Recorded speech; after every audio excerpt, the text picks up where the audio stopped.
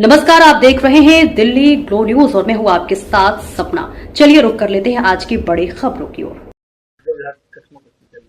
ये देखिए, जब मुख्यमंत्री का भी समय आया था मुख्यमंत्री चुनने का, तब भी इस तरीके की कश्मकश चली थी और एकनाथ शिंदे जो मुख्यमंत्री रहे थे वो बिगड़े हुए दिखाई दे रहे थे जब उनको डिप्यूटी सीएम की जगह दी थी। ये भूल गए थे कि एक sitting chief minister Devendra Fadnavis ji भी जब उनकी पार्टी का निर्देश आया, वो डिप्यूटी चीफ मिनिस्टर की उन्होंने जवाबदेही निभाई। तो अब देख सकते हैं कि 29 सीट आई हैं।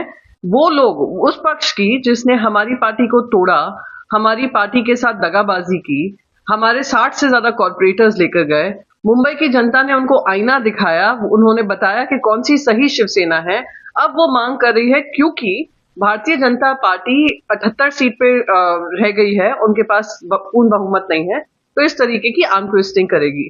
पर हकीकत सभी जानते हैं, Bharatiya Janata party single largest party emerge होकर आई है, महाराष्ट्र में भी सिंगल लार्जेस्ट पार्टी इमर्ज होकर आई है।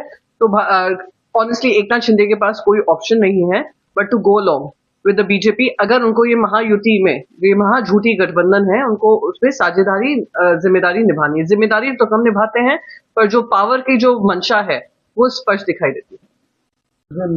नगर सेवक जो चुनकर आए हैं उन्हें होटलों में कैद किया जा रहा है, उसको क्या कहना चाहिए? ये हास्यास्पद है कि अभी भी इतनी सीट जीतने के बाद भी भारतीय जनता पार्टी के साथ जो हो रहा है वो वही है, वो उसी का फल है जो इन्होंने कर्म किए हैं।